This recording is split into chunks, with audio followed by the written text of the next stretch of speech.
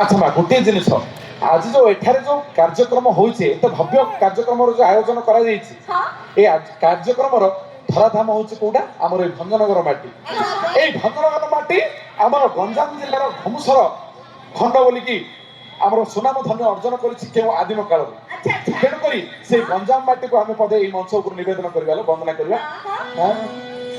ଏହି ମୋ ଗଞ୍ଜାମ ଧନ୍ୟ ତାର ସୁନାମ, ଏହି ମୋ ଗଞ୍ଜାମ ଧନ୍ୟ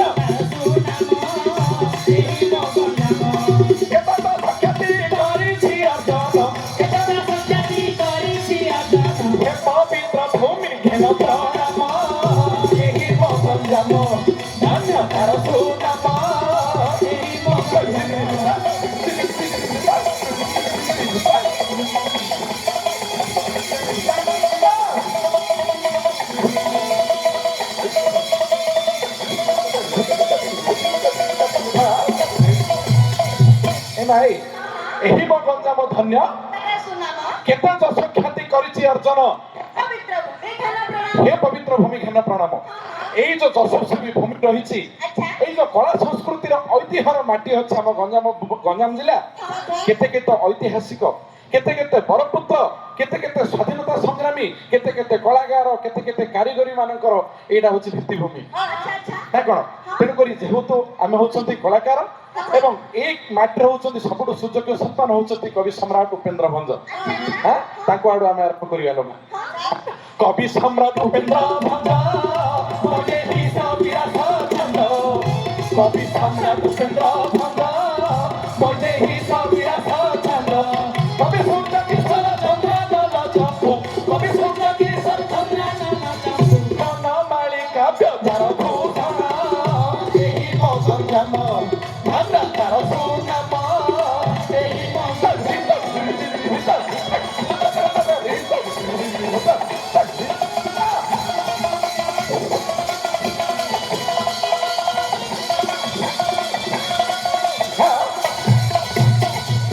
দেখে কি সুন্দর পদ আসিলা। কবি সম্রাট উপেন্দ্র ভঞ্জ, কবি সূর্য কিশোর চন্দ্রানন চম্পু বা গোপাল কৃষ্ণঙ্কর কাব্য যার ভূষণ।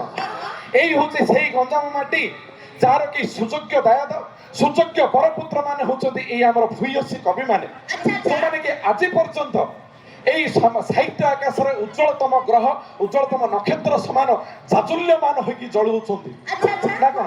সেই কবি সম্রাট উপেন্দ্র ভঞ্জଙ୍କର বৈদেহী বিলাস ছন্দ যাহাকি সম্পূর্ণ রূপে ব অনুপ্রাসরে লিখিত হইଅଛି। কেবল সেତିକି ନୁହେଁ, ତାଙ୍କ ଦ୍ୱାରା লিখিত ହୋଇଥିବା ପ୍ରେମ ସୁଧାନିଧି ହଉ, ଲାବଣ୍ୟବତୀ ହଉ, କୋଟି ବ୍ରହ୍ମାଣ୍ଡ ସୁନ୍ଦରୀ ହଉ କିମ୍ବା ସୁଭଦ୍ରା ପରିଣୟ ହଉ, ଏହା ଯୁଗାନ୍ତକାରୀ ଏ ଯୋଉ ରଚନା ଗୁଡ଼ିକ ଅଛି ସାହିତ୍ୟ ଆକାଶକୁ ଚିରଦିନ ପର୍ଯ୍ୟନ୍ତ ବିମଣ୍ଡନ କରୁଥିବ। ସେଭଳିଆ ଯେହେତୁ ଆମେ ଆସିଛୁ ଦିଗପହଣ୍ଡି ବା ପୂର୍ବତନ ବଡ଼ଖିମୁଣ୍ଡି ମାଟି, ସେଇ ଅଞ୍ଚଳରୁ ଆମେ ଆସିଛୁ ନାଚ ପରିବେଷଣ କରିବା ପାଇଁ। ଆମ ମାଟିର ଗର୍ବ ଏବଂ ଗୌରବ ହଉଛନ୍ତି କବି ସୂର୍ଯ୍ୟ ବଳଦେବ ରଥ ରାୟଗୁରୁ ମହାପାତ୍ର। ତାଙ୍କ ଦ୍ୱାରା ରଚିତ କିଶୋର ଚନ୍ଦ୍ରାନନ ଚମ୍ପୁ ଯାହାକି କାଳଜୟୀ କୃତି ଅଟେ। ଚମ୍ପୁ ଜଗତରେ ଏଇ କିଶୋର ଚନ୍ଦ୍ରାନନ ଚମ୍ପୁ ଯଦି ନ ଆସିଥାନ୍ତା ତାହେଲେ ଚମ୍ପୁ କାବ୍ୟ କେତେ ନା ପଛକୁ ପଳେଇଥାନ୍ତା।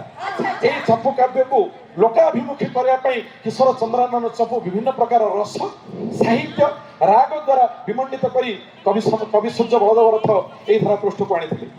ସେଇଭଳି ବିଭିନ୍ନ ଲୀଳାକୁ, ରାଧାକୃଷ୍ଣଙ୍କ ଲୀଳାକୁ ରଚନା କରି କବି ଗୋପାଳ କୃଷ୍ଣ ପଟ୍ଟନାୟକ ଯାହାକି ଅବିଭକ୍ତ ଗଞ୍ଜାମ ଜିଲ୍ଲାର ସେ ମଧ୍ୟ କବି, ସେ ମଧ୍ୟ ଆମର ଏଇ ଭୂୟସୀ ମାଟିକୁ ସେ ମଧ୍ୟ ଅନେକ ପ୍ରକାର ଗୌରବ ଏବଂ ଗର୍ବ ଅର୍ଜନ କରିଛନ୍ତି। ନା ଇଏ ତ ଥିଲେ କବି ମାନେ। ଆମର ଏଇ ଗଞ୍ଜାମ ଜିଲ୍ଲା ହଉଛି ଲୋକନୃତ୍ୟ ଲୋକକଳାର ଏନ୍ତୁଡ଼ିଶାଳ ନା। ଏଠାରେ କି କି ଲୋକକଳା ଦେଖାଯାଉଛି କି? ରାମ ଲୀଳା, ଘୁଡୁ କି କୃଷ୍ଣ ଲୀଳା, ପଠିଶାଳ ଭାରତ ଲୀଳା, ରାମ ଲୀଳା, ଘୁଡୁ କି କୃଷ୍ଣ ଲୀଳା, ପଠିଶାଳ ଭାରତ ଲୀଳା, ଉପଗାଥି ସଖୀ ନାଟର ଜନାଟ, ଉପଗାଥି ସଖୀ ନାଟର ଜନାଟ, ଯୋଡ଼ି ଶଙ୍ଖରଣ ପାରାଧା ପ୍ରେମ, ଏହି ମୋ ଗଞ୍ଜାମ ଧନ୍ୟ ତାର ସୁନାମ, ଏହି ମୋ ଗଞ୍ଜାମ।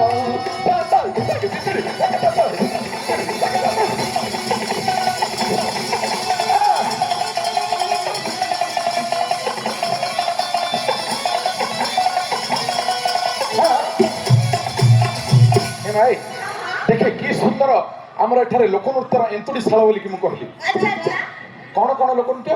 ରାମଲୀଳା, ଘୁଡୁକି, କୃଷ୍ଣଲୀଳା, ରାମଲୀଳା, କୋଠିଶାଳ, ରାଧା ପ୍ରେମ ଲୀଳା, ଯୋଡି ଶଙ୍ଖ, ରଣପା ଇତ୍ୟାଦି କେତେ ପ୍ରକାର ଅଛି। ଆମର ଚାରିଗୋଟି ବିଭାଗ ଅଛି। ଲୋକନୃତ୍ୟ, ଲୋକ ସଙ୍ଗୀତ, ଲୋକ ନାଟକ ଏବଂ ଲୋକ ବାଦ୍ୟ। ଏ ଚାରିଗୋଟି ଜିନିଷରେ ଆମର ଗଞ୍ଜାମ ଜିଲ୍ଲା ଭରପୁର ମାତ୍ରାରେ ବିଦ୍ୟମାନ ହେଇକି ଅଛି। ଏହାକୁ ଏଲାବୋରେଟ୍ କରିବା ପାଇଁ ସମୟ ନାହିଁ, ଅଳ୍ପ ସମୟ ଭିତରେ ସାରିବା। ଯେହେତୁ ଆମେ ଘୁଡିକି ନୃତ୍ୟ କରିବା ପାଇଁ ଆସିଛେ, ଘୁଡିକିର କିଏ ଜନ୍ମଦାତା ଆମେ ଟିକେ କହିବା। ଲୋକ ନୃତ୍ୟ କାଲା ଘୁଡୁକି ବୈଦ୍ୟନାଥ ପରାଶକାଠି। ଲୋକ ନୃତ୍ୟ କାଲା ଘୁଡୁକି ବୈଦ୍ୟନାଥ ପରାଶକାଠି। ପଦ୍ମଶ୍ରୀ ବିଜେତା ହିମାଚଳ ପାତ୍ର, ପଦ୍ମଶ୍ରୀ ବିଜେତା ହିମାଚଳ ପାତ୍ର ଆଣିଛନ୍ତି ସେ ଯେ ବହୁ ସମ୍ମାନ। ଏହି ମୋ ଗଞ୍ଜାମ ତାର ସୁନାମ, ଏହି ମୋ ଗଞ୍ଜାମ।